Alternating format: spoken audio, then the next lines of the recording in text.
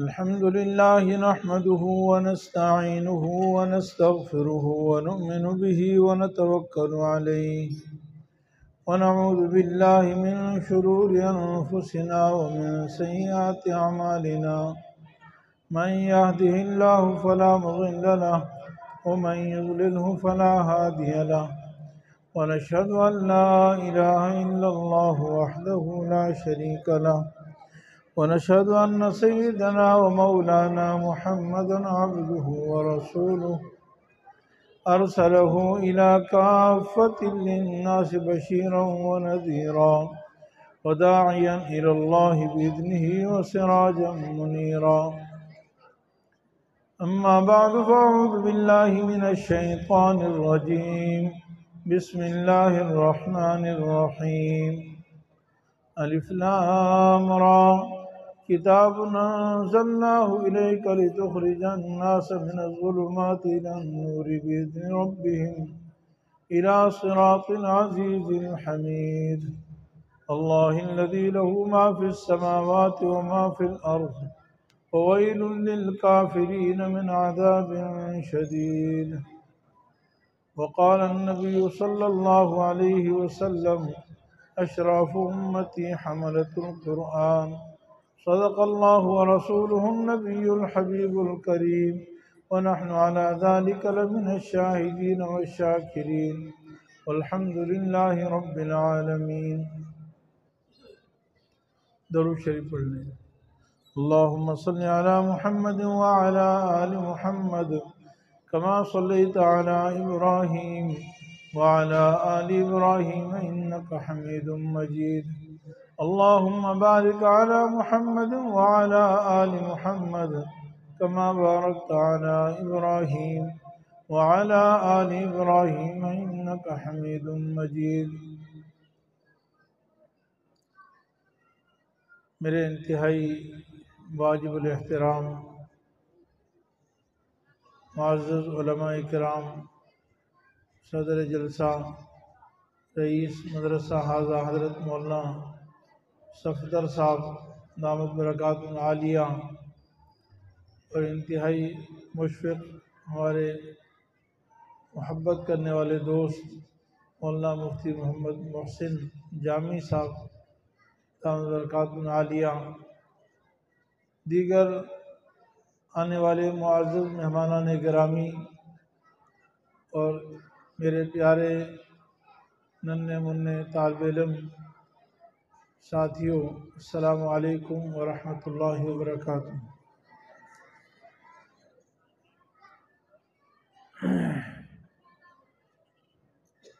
الحمدللہ آپ کے اس ادارے میں دوسری مرتبہ آنے کے اللہ تعالیٰ نے موقع عنایت فرمایا ہے. یہ آپ حضرات کی محبت ہے. حضرت مولانا محمد صفدر صاحب دامت برکاتہ العالیہ جو سال ہر سال 24 گھنٹے آپ حضرات کے ساتھ یہاں دن رات محنت کرتے ہیں اور ہر قسم کی ظاہری باطنی روحانی تربیت فرماتے رہتے ہیں. ان کا مجھ پر احسان ہے کہ اس عظیم الشان تکمیل قرآن کی محفل میں اور اتنے بچے جو آپ سامنے نظر آ رہے ہیں ان کے تکمیل قرآن کی محفل میں ہمیں آنے کی سعادت بخشتے ہیں. اس اعتبار سے چند باتیں عرض کرتا ہوں. اللہ تعالی ہمیں سچ اور حق بیان کرنے کی اور اس پر عمل کرنے کی توفیق عطا فرمائے. مولانا محسن جامی صاحب نے تو میرا تعارف کیا ہے، حقیقت تو یہ ہے کہ مجھے اس پر شرمندگی ہے اور یہ ان کا حسن ظن ہے. تو اللہ تعالیٰ جو کچھ عرض کریں اس کو صحیح بیان کرنے کی اور عمل کرنے کی توفیق عطا فرمائے. میرے معزز دوستوں اور محترم بھائیوں، قرآن کریم اللہ تعالیٰ کی بہت عظیم الشان کتاب ہے. 1400 سال پہلے اللہ تعالیٰ نے یہ کتاب نازل فرمائی تھی انسانیت کی ہدایت کے لیے. جاہلیت کا زمانہ آپ کے سامنے ہے کہ جس زمانے میں یہ کتاب آئی اس سے پہلے بے حیائی تھی، عریانی تھی، ہر طرف ظلم ہی ظلم تھا، بے دینی تھی، لڑائی اور جھگڑے تھے، سود خوری تھی، بات بات پہ لڑائی، قتل و غارت، یہ سب چیزیں تھیں۔ آج 1446 سال ہجرت کے بعد ہو چکے ہیں، یا یوں سمجھ لیں کہ 1459 سال ہو گئے اس قرآن کے نزول کی ابتدا سے لے کر آج تک۔ کیا آج اس قرآن کی ضرورت ہے؟ اللہ کا قرآن یہ کہتا ہے کہ اصل میں یہ قرآن جس طرح 1400 سال پہلے اس کی ضرورت تھی، آج اس سے بھی زیادہ اس کی ضرورت ہے۔ آج جو یہ سوچ ہے معاشرے میں کہ یہ آج ماڈرن زمانہ ہے، ترقی یافتہ زمانہ ہے، آج زمانہ بہت آگے چلا گیا ہے، اس نے نئی نئی ایجادات کر لی ہیں، نئی نئی صنعتیں دنیا میں آ چکی ہیں،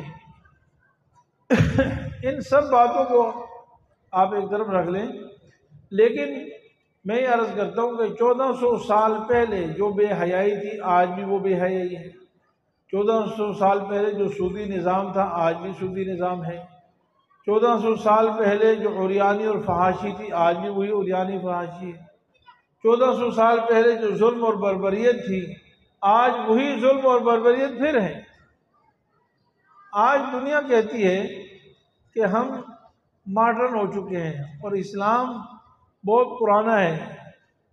حقیقت یہ ہے کہ یہ جو جتنی چیزیں ہمیں ماڈرن نظر آتی ہیں نا، یہ جاہلیت کے زمانے کی نئی شکلیں ہیں۔ یعنی آپ صلی اللہ علیہ وسلم کے آنے سے پہلے کیا تھا اور آج کیا ہے، آپ دیکھ لیں۔ جو چیزیں رسول اللہ صلی اللہ علیہ وسلم کے زمانے سے پہلے تھی آج پوری دنیا اسی کو پروموٹ کر رہی ہے۔ آج دنیا یہی کہہ رہی ہے کہ بے حیائی عام ہونی چاہیے، فحاشی عام ہونی چاہیے، ہم جنس پرستی عام ہونی چاہیے، سود خوری کا نظام عام ہونا چاہیے، وہی نظام جو 1400 سال پہلے جناب رسول اللہ صلی اللہ علیہ وسلم نے زمین بوس کیا تھا، جس کو اپنے پاؤں تلے روندا تھا، آج وہی نظام دوبارہ ابھر کر آیا ہے، بلکہ نئی شکل میں آیا ہے۔ ہمارے استاد ہیں حضرت مولانا زاہد الراشدی صاحب، وہ کہتے ہیں کہ اب ماڈرن انداز میں آیا ہے، میک اپ کر کے آیا ہے۔ بے حیائی وہی ہے، پہلے سادہ انداز میں بے حیائی تھی، آج میک اپ کے ساتھ وہی بے حیائی ہے۔ پہلے بھی سودی نظام تھا، سادہ انداز میں تھا، آج بڑا ماڈرن انداز سے، بڑے نئے نئے طریقوں سے وہی نظام چل رہا ہے۔ تو اس لیے علماء یہ فرماتے ہیں کہ 1400 سال پہلے اس قرآن کی جو ضرورت تھی، آج 1400 سال کے بعد اس قرآن کی ضرورت پہلے سے زیادہ ہے، اور قرآن کریم قیامت تک کے لیے کامل اور مکمل کتاب ہے، اس لیے اس کی ضرورت کبھی ختم نہیں ہو سکتی۔ 1400 سال پہلے قرآن نے کہا تھا کتاب انزلناہ الیک لتخرج الناس من الظلمات الی النور، ہم نے یہ کتاب آپ کی طرف نازل کی ہے تاکہ آپ لوگوں کو گمراہی سے، اندھیروں سے، ظلم کے اندھیروں سے، سود کے اندھیروں سے، بے حیائی کے اندھیروں سے، اس اندھیروں سے نکال کر دین اسلام کی روشنی کی طرف لائیں ہیں۔ آج بھی اسی کی ضرورت ہے۔ الی صراط العزیز الحمید، اس ذات کے راستے کی طرف جو عزیز غالب ہے، تعریفوں والے ہیں، اللہ رب العالمین کے راستے کی طرف۔ تو میرے عزیز بھائیوں، قرآن کی ضرورت ہر زمانے میں ہے۔ دیکھیے آج انسان ترقی کر گیا، نئی نئی فیکٹریاں بنا لی، صنعتیں ایجاد ہو گئی، ٹرانسپورٹ میں ترقی کر گیا، میڈیا میں ترقی کر گیا، الیکٹرانک میڈیا میں ترقی، ہر چیز میں ترقی ہو گئی، نئی نئی ایجادات آ گئی، لیکن دین اسلام میں وہ ترقی تبھی کر سکتا ہے جب جناب رسول اللہ صلی اللہ علیہ وسلم کی تعلیمات میں ترقی کرے گا۔ آج ایک انسان جیسے پہلے زمانے میں لوگ چلتے تھے اس سے تیز چل سکتا ہے، جیسے مثال کے طور پر پہلے زمانے میں لوگ گھوڑے کی سواری کرتے تھے، اونٹوں پر سواریاں کرتے تھے، آج ٹرانسپورٹ آ گئی ہے، بسیں آ گئی ہیں، موٹر سائیکلیں آ گئی، جہاز آ گئے، نئے نئے قسم کے آ گئے، لیکن کیا قرآن کریم اور اسلام اور حدیث رسول اللہ صلی اللہ علیہ وسلم کی ضرورت ختم ہو گئی؟ نہیں، اسلام کی ضرورت اس سے بھی زیادہ ابھی بھی باقی ہے جو 1400 سال پہلے تھی۔ میرے عزیز بھائیوں، اللہ رب العالمین کا عظیم احسان ہے، ان مدارس دینیہ کا احسان ہے کہ اللہ تعالیٰ نے اس کے ذریعے سے دین اسلام کو باقی رکھا ہے۔ دنیا میں اللہ کی مخلوق میں سب سے عظیم لوگ وہ لوگ ہیں جن کو اللہ تعالیٰ نے وحی الہی پہنچانے کے لیے منتخب فرمایا۔ قرآن کریم میں اللہ تعالیٰ ارشاد فرماتے ہیں، اللہ یصطفی من الملائکۃ رسلا ومن الناس۔ اللہ تعالیٰ منتخب فرماتے ہیں فرشتوں میں سے بھی اور لوگوں میں سے بھی رسول۔ اللہ یصطفی من الملائکہ، یعنی ویسے تو سارے فرشتے نورانی مخلوق ہیں، لیکن ان فرشتوں میں سے جن فرشتوں کے ذمے وحی الہی انبیاء تک پہنچانا لگایا گیا ہے وہ فرشتے سارے فرشتوں میں اعلیٰ ہیں۔ ایسے ہی انسانوں میں سے وہ انسان جن کو اللہ تعالیٰ نے نبوت اور رسالت کے لیے منتخب فرمایا ہے وہ انسان بھی سب سے اعلیٰ ہے۔ اب فرشتوں کے اعلیٰ ہونے کی وجہ کیا ہے؟ اور انبیاء علیہ السلام رسولوں کے افضل اور اعلیٰ ہونے کی وجہ صرف ایک ہے اور وہ ہے وحی الہی۔ اللہ یصطفی من الملائکۃ رسلا ومن الناس۔ اور میرے عزیز بھائیوں، انبیاء علیہ السلام کے دنیا میں آنے کا مقصد بھی ایک ہوتا ہے اور وہ ہے وحی الہی انسانیت تک پہنچانا۔ اسی لیے جناب رسول اللہ صلی اللہ علیہ وسلم پر جب وحی کی ابتدا ہوئی، یعنی نبوت جب ملی، تو ہم سب کو معلوم ہے کہ کیسے وحی ملی بھائی۔ سب سے پہلے یہ آیت نازل ہوئی، اقرأ بسم ربک الذی خلق خلق الانسان من علق۔ یعنی وحی کی ابتدا کس سے ہوئی؟ قرآن کریم سے ہوئی۔ اور آپ صلی اللہ علیہ وسلم پر جب وحی الہی مکمل ہو گئی، 23 سالوں میں قرآن مکمل نازل ہو گیا، تو پھر آپ صلی اللہ علیہ وسلم اس دنیا سے چلے گئے۔ اس لیے جب قرآن مکمل ہوا تو یہ آیت نازل ہوئی، الیوم اکملت لکم دینکم واتممت علیکم نعمتی ورضیت لکم الاسلام دینا۔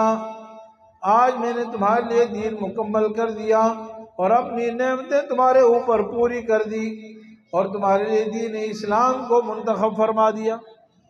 قرآن مکمل ہو گیا تو فرمایا کہ آج نعمت پوری ہوگی، یعنی مدینہ منورہ آپ تشریف لائے، ریاست مدینہ قائم ہوا، مکہ، بدر میں، احد میں، حنین میں، اور اسی طرح فتح مکہ حاصل ہوئی۔ لازم بات ہے، اس سے بڑی خوشی تو نہیں، لیکن قرآن کریم کی آیت اس وقت نہیں نازل ہوئی، بلکہ جب قرآن کریم کے 30 پارے نازل ہوئے، الحمد سے لے کر والناس تک قرآن مکمل ہوا، تو یہ آیت نازل ہوئی، الیوم اکملت لکم دینکم واتممت علیکم نعمتی ورضیت لکم الاسلام دینا۔ یعنی آج میں نے تمہارے اوپر تمہارا دین مکمل کر دیا، میں نے اپنی نعمتیں پوری کر دی ہیں اور تمہارے لیے دین اسلام کو منتخب کیا۔ تو میرے عزیز بھائیوں، انبیاء علیہ السلام اور فرشتوں میں سے وہ فرشتے جو وحی الہی کے پہنچانے کے لیے اللہ کی طرف سے منتخب ہوتے ہیں، وہ سارے فرشتوں میں اعلیٰ اور سارے انسانوں میں سے اعلیٰ ہیں۔ جس طرح انبیاء علیہ السلام سارے انسانوں میں سے اعلیٰ ہیں، جس طرح فرشتوں میں سے وہ فرشتے جو وحی الہی پہنچانے کے لیے منتخب ہوتے ہیں وہ سب سے اعلیٰ ہیں، اسی طرح انسانوں میں سے بھی، اللہ کے مخلوق میں سے، اللہ کے بندوں میں سے وہ لوگ بھی سب سے اعلیٰ ہیں جو لوگ اپنے سینوں میں قرآن محفوظ کرتے ہیں۔ قرآن کریم میں اللہ تعالیٰ ارشاد فرماتے ہیں، ثم اورثنا الکتاب الذین اصطفینا من عبادی۔ فرماتے ہیں اللہ تعالیٰ کہ ہم نے نبی کریم صلی اللہ علیہ وسلم پر وحی نازل فرمائی، والذی اوحینا الیک من الکتاب هو الحق مصدقا لما بین یدیہ ان اللہ بعبادہ لخبیر بصیر۔ ہم نے آپ کی طرف وحی نازل فرمائی، اور وہ وحی جو بالکل سچ اور حق ہے، قرآن کریم آپ کی طرف نازل فرمایا، اور فرمایا کہ ان اللہ بعبادہ لخبیر بصیر۔ جب آپ پر انبیاء علیہ السلام پر وحی آئی، نبی کریم صلی اللہ علیہ وسلم پر وحی آئی، تو اللہ تعالیٰ فرماتے ہیں کہ میرا پھر عظیم احسان ان لوگوں پر ہے جن کو میں نے اس کتاب کا وارث بنایا ہے۔ ثم اورثنا الکتاب، کتاب سے مراد قرآن کریم، پھر ہم نے وارث بنایا اس کتاب کا الذین اصطفینا من عبادی، اپنے بندوں میں سے جس کو ہم نے چنا۔ عجیب احسان ہے بھائی، اللہ تعالیٰ اصطفیٰ کا لفظ علماء جانتے ہیں کہ اصطفیٰ کا مطلب ہے منتخب کرنا، چننا۔ یہ انبیاء علیہ السلام کے ساتھ خاص ہے، جیسے ابھی میں نے آیت پڑھی اللہ یصطفی من الملائکۃ ورسلا ومن الناس، اسی طرح ایک قرآن کریم کی آیت ہے ان اللہ اصطفى آدم ونوحا وآل ابراہیم وآل عمران علی العالمین۔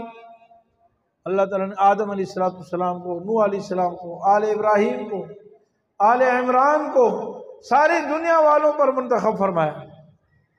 اصطفیٰ کا لفظ انبیاء کے لیے بولا جاتا ہے، اور پھر اللہ تعالیٰ فرماتے ہیں کہ انبیاء کے بعد اللہ تعالیٰ فرماتے ہیں ہم نے اس امت کو چنا ہے اس کتاب کی وراثت کے لیے، یعنی یہ امت اس کتاب کی وارث ہے۔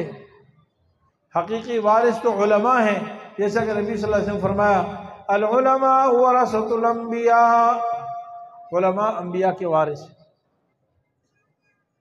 ان الانبیاء لا یورثوا درہما ولا دینارا وانما یورثه العلم ومن اخذه بحظ وافر او کما قال علیہ السلام۔ انبیاء علیہ السلام درہم اور دینار کی وراثت نہیں دیتے، ان کی درہم اور دینار کی وراثت تقسیم نہیں ہوتی، بلکہ ان کی وراثت کیا ہے؟ علم ہے، اور جو شخص یہ حصہ لے لیتا ہے تو اس کو گویا کہ بہت بڑا عظیم حصہ مل گیا۔ تو میرے عزیز بھائیوں، یہ دین الہی، قرآن کریم، کتاب، یہ انبیاء کی وراثت ہے، اور اللہ تعالیٰ 1400 سال سے اس وراثت کو ان بچوں کے ذریعے سے منتقل کرتے جا رہے ہیں۔ میرے عزیز بھائیوں، یہ قرآن کریم ساری امت کے لیے آیا ہے۔ امت محمدیہ کو یہ اعزاز حاصل ہے کہ امت کو، اس ساری امت کے لیے قرآن نازل ہوا ہے، لیکن اس امت تک قرآن کی رسائی ان بچوں کے ذریعے سے ہو رہی ہے۔ اس امت تک قرآن کی رسائی کس کے ذریعے سے ہو رہی ہے بھائی؟ ان معصوم بچوں کے ذریعے سے۔ یہی بچے کل کے محدث ہیں، کل کے شیخ الحدیث ہیں، کل کے مفتی ہیں، کل کے مفسر ہیں، یہی امت کی قیادت اور سیادت سنبھالنے والے ہیں۔ میرے عزیز بھائیوں، انبیاء علیہ السلام کی وراثت یہ اس امت کے لیے قیامت تک یہ منتقل کر رہے ہیں، ان کا بہت اونچا مقام ہے، اور یہ کسی کی محنت سے اور کسی کی ذاتی کمال سے اور قابلیت سے نہیں ملتا ہے، بلکہ یہ اللہ کے فضل سے عطا ہوتا ہے۔ اللہ تعالیٰ جس پر فضل فرماتے ہیں اس کو یہ عطا فرماتے ہیں۔ کسی جاگیردار کو دیکھیے، نبی کریم صلی اللہ علیہ وسلم کے بارے میں مشرکین مکہ یہ کہتے تھے لولا نزل هذا القرآن على رجل من القريتين عظیم، بھئی یہ قرآن کسی وڈیرے پر کیوں نہیں نازل ہوا؟ مکہ اور طائف کے کسی چودھری پر، کسی وزیر پر، کسی خان صاحب پر، کسی بڑے آدمی پر، مال والے پر کیوں نہیں نازل ہوا بھائی؟ یہ تو مکے کے یتیم پر قرآن نازل ہوا۔ تو اللہ تعالیٰ نے فرمایا اللہ اعلم حیث یجعل رسالتہ، اللہ تعالیٰ نے جس کو رسالت دینی ہے اللہ خوب جانتے ہیں۔ میرے عزیز بھائیوں، بالکل اسی طرح اس امت میں بھی یہ جو نبی کی وراثت ہے نا، وہی الہی کی حفاظت، علماء، طلباء، حفاظ کرام، محدثین کرام، یہ بھی اللہ تعالیٰ جس کو چاہتے ہیں عطا فرماتے ہیں۔ آج ایک ختم بخاری کی تقریب تھی، وہاں پر میں نے عرض کیا کہ دیکھیے امام بخاری رحمۃ اللہ علیہ کون ہیں؟ بخارا کے رہنے والے۔ مدینہ منورہ میں جو حضرات گئے ہیں حج اور عمرے کے سلسلے میں، مسجد نبی کے سامنے ایک مسجد ہے، اس کا نام ہے مسجد بخاری، جامع مسجد بخاری، بخاری کے نام سے۔ وہ عرب جو ساری دنیا کے عجم کو گونگا کہتے ہیں، یعنی عرب کے علاوہ لوگوں کو ہمیں کیا کہتا ہے؟ عجمی۔ اور عجم کا معنی کیا ہے؟ عجم کا معنی کیا ہے؟ گونگا۔ گونگا بہرا، لیکن اللہ تعالیٰ نے اس عجم کو اتنا بڑا مقام عطا فرمایا کہ امام بخاری جو بخارا و سمرقند کے رہنے والے ہیں اور تیسری چوتھی پشت پہلے مجوسی النسل ہیں، یعنی مجوسی ہیں، آگ پرست، ان 3-4 پشت پہلے جو ہے ان کے آباء و اجداد میں آگ پرست یعنی آگ کی پوجا کرنے والے ہیں۔ اللہ تعالیٰ نے ان کو اسلام کی دولت سے مالا مال فرمایا، اور پھر تیسری چوتھی پشت میں ان سے ایسا عظیم بیٹا اور اولاد عطا فرمائی امام بخاری جیسی، جو ساری دنیا کے سارے محدثین کے امام ہیں۔ قرآن کریم کے بعد روئے زمین پر اصح الکتب بعد کتاب اللہ البخاری، یعنی کتابوں اللہ کی کتابوں میں سب سے، اللہ کی کتاب کے بعد، قرآن کریم کے بعد سب سے اصح ترین کتاب روئے زمین پر بخاری شریف، اور اس کے لکھنے والے کون ہیں؟ مجوسی کی اولاد میں سے۔ تو یہ کسی کی طاقت سے، کسی کی سمجھداری سے، ہوشیاری سے، مالداری سے نہیں ملتا، یہ اللہ کے فضل سے ملتا ہے۔ اللہ تعالیٰ اپنے بندوں میں سے جس کو منتخب فرماتے ہیں اس کو عطا فرماتے ہیں، یہ اللہ کی طرف سے انتخاب ہے۔ اس لیے حدیث میں آتا ہے قیامت کے دن اللہ تعالیٰ علماء کو بلائیں گے اور ان کو ہر ایک کو بتائیں گے کہ دیکھو بھائی تم سے فلاں غلطی ہوئی، تم سے فلاں غلطی ہوئی، تم سے فلاں غلطی ہوئی۔ علماء تسلیم کریں گے کہ اللہ واقعی ہم سے یہ غلطی ہوئی۔ پھر اللہ تعالیٰ کیا فرمائیں گے؟ اللہ تعالیٰ فرمائیں گے میں نے تمہیں علم اس لیے نہیں دیا کہ آج میں ساری مخلوق کے سامنے تمہیں ذلیل کروں، جاؤ میں نے سب معاف کر دیا، سب معاف فرما دیں گے اللہ تعالیٰ۔ تو میرے عزیز بھائیوں، یہ اللہ کا فضل ہے، اللہ تعالیٰ جس کو چاہتے ہیں عطا فرماتے ہیں۔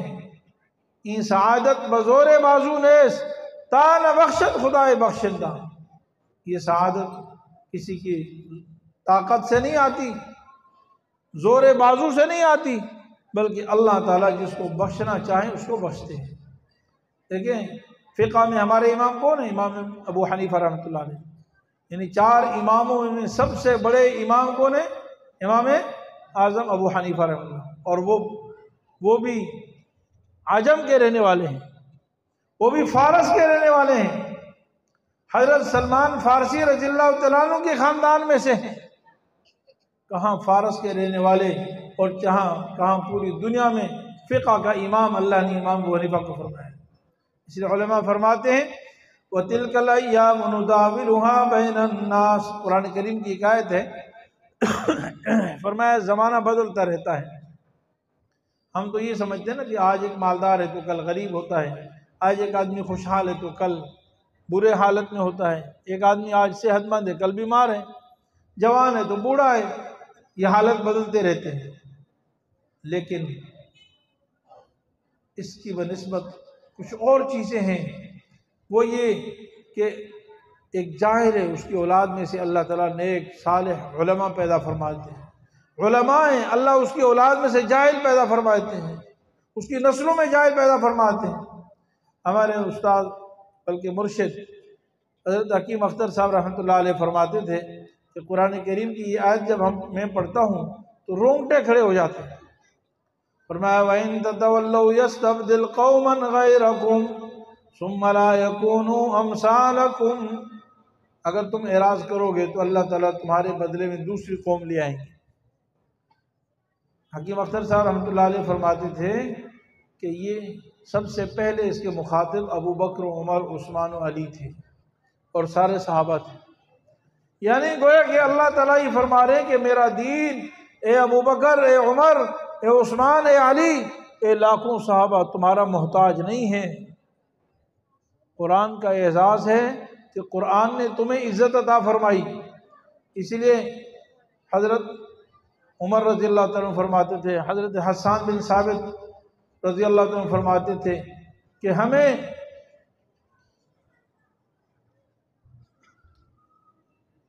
ہمیں جو اعزاز ملا ہے وہ دین کی برکت سے ملا ہے۔ ہم تو عرب کے بدو لوگ تھے، ہماری کوئی عزت نہیں تھی، اللہ نے قرآن کی وجہ سے ہمیں عزت عطا فرمائی۔ تو میرے عزیز بھائیوں دوستو، میں آپ سب حضرات کو مبارکباد پیش کرتا ہوں کہ اللہ تعالیٰ نے آپ کے ان ننھے منھے بچوں کو، یہ کسی ڈرائیور کا بیٹا ہوگا، کوئی کسی چوکیدار کا بیٹا ہوگا، کوئی کسی دکاندار کا بیٹا ہوگا، عام لوگوں کے اولاد ہوگا، اللہ تعالیٰ نے ان کو حافظ قرآن بنا دیا۔ کتنے لوگ ہیں شہر میں آج ایک ہمارے دوست ہیں، بہت ہی نیک ہیں، بہت ہی دیندار ہیں، لیکن چونکہ رہتے ڈیفنس کلیفٹن میں ہیں، وہ کہتے ہیں میں نے پوری زندگی پوری کوشش کر لی، اور واقعتاً انہوں نے کوشش کی کہ میرا بیٹا حافظ قرآن بن جائے، لیکن نہیں بن سکا۔ تو ہمارا ماحول ہی ایسا ہے، بچے پر ذرا سی سختی بھی نہیں کر سکتے، کچھ کہہ بھی نہیں سکتے، ماحول بھی ایسا ہے۔ پوری کوشش کر لی، ہزاروں روپے دے کر گھر میں ٹیوشن رکھوا لیے، سب کچھ محنت کر لی، اور کتنے لوگ ایسے ہوتے ہیں کہ ان کو تو پتہ بھی نہیں ہوتا، والدہ نے بچے کو قریب کی مسجد میں داخل کر دیا، ابا تو اپنی نوکری پہ صبح سویرے اٹھتے ہیں، نوکری پہ جاتے ہیں، شام کو آ رہے ہیں، ان کو پتہ بھی نہیں بچہ کیا پڑھ رہا ہے۔ کتنے بچے ایسے بھی ہوتے ہیں کہ جب بچہ ختم تکمیل قرآن کی تقریب ہوتی ہے اور مدرسے کی طرف سے پیغام جاتا ہے کہ جی آپ مسجد تشریف لائیے، آج آپ کے بچے کا ختم قرآن ہے، تب پتہ چلتا ہے کہ ماشاءاللہ میرے بچے کا آج قرآن ختم ہو رہا ہے۔ اتنا بھی پتہ نہیں ہوتا، لیکن اللہ رب العالمین یہ نعمت عطا فرما رہے ہیں۔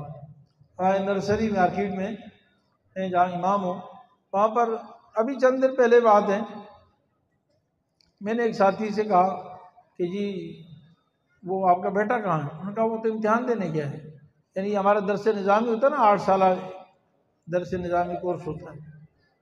میں نے کہا کہاں کس چیز کا امتحان؟ کہتے ہیں جی وہ وفاق کا امتحان چل رہا ہے نا، اس کے امتحان کے سلسلے میں جاتا ہے تو پھر وہ ذرا آرام کرتا ہے۔ میں نے کہا وہ کیا پڑھ رہا ہے؟ انہوں نے کہا جی وہ تو 4تھی کلاس پڑھ رہا ہے، درجہ رابعہ، یہ علماء جانتے ہیں۔ پھر خود ہی کہنے لگا مجھے پتہ بھی نہیں کہاں پڑھتا ہے، کیسے پڑھتا ہے، کیا، مجھے کچھ پتہ ہی نہیں ہے۔ اس کا اپنا شوق تھا، وہ کہتا میں پڑھنا ہے۔ میں نے کہا پڑھ لو بھائی، کیسے ایسے خوش قسمت لوگ بھی ہوتے ہیں، اور ایسے لوگ بھی ہوتے ہیں کہ پوری کوشش کر لیتے ہیں، کچھ نہیں پڑھ سکتے۔ یعنی 4تھی کلاس وہ طالب علم پڑھ رہا ہے، مجھے پتہ بھی نہیں میرا مقتدی ہے۔ تو میرے عزیز بھائیو دوستو، میں آپ سب حضرات کو مبارکباد دیتا ہوں، اور میں آپ سب حضرات کی خدمت میں درخواست کرتا ہوں کہ آپ ان مدارس والوں کے دست و بازو بنیں، آپ مولانا صفدر صاحب کے دست و بازو بنیں۔ دیکھیں انسان ہیں، مولانا محسن صاحب ہیں، یہاں پہ سینکڑوں اساتذہ ہیں، یہ بالکل معمولی تنخواہیں لے کر آپ کے بچوں کو دینی تعلیم دیتے ہیں، اور وہ تعلیم دیتے ہیں جو اس کائنات میں کوئی اور نہیں دے سکتا۔ جتنی بھی اور تعلیمیں اس کے مقابلے میں ہیچ ہیں، زیرو ہیں، یہ خالص اللہ اور اس کے رسول کی نیابت ہے۔ اللہ کا قرآن پڑھانا کس کا کام ہے؟ نبی کا کام ہے۔ اللہ تعالیٰ فرماتے ہیں انما امرت ان اعبد رب هذه البلدة الذي حرمها وله كل شيء وامرت ان اكون من المسلمين وان اتلو القرآن۔ نبی صلی اللہ علیہ وسلم فرماتے ہیں کہ مجھے حکم ہے کہ میں قرآن سناؤں، قرآن پڑھ کر سناؤں، قرآن کی تلاوت کروں۔ قرآن کون پڑھاتا ہے؟ آپ کے مدرسے میں، مسجد میں امام کون ہے؟ مدرسے کا مولوی۔ آپ کو قرآن، رمضان مبارک قریب آ رہا ہے، رمضان میں قرآن کون سنائے گا بھائی؟ حافظ قرآن، کوئی اسی مدرسے کے پڑھے ہوئے ہیں۔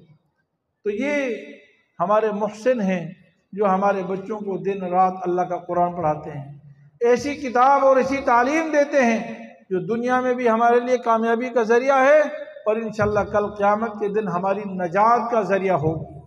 اس سے بڑھ کر کوئی احسان نہیں ہو سکتا۔ ہمیں ان کا شکریہ بھی ادا کرنا چاہیے، ان کے ساتھ تعاون بھی کرنا چاہیے، اور ان کی ہر طرح سے ان کا دست و بازو بننا چاہیے۔ جو ٹوٹی پھوٹی باتیں عرض کی ہیں، اللہ تعالیٰ اس پر عمل کرنے کی توفیق عطا فرمائے۔ میں آپ سب حضرات کو اور ان کے اساتذہ اور معاونین و محبین کو دل کی گہرائی سے مبارکباد دیتا ہوں۔ وآخر دعوانا الحمدللہ رب العالمین۔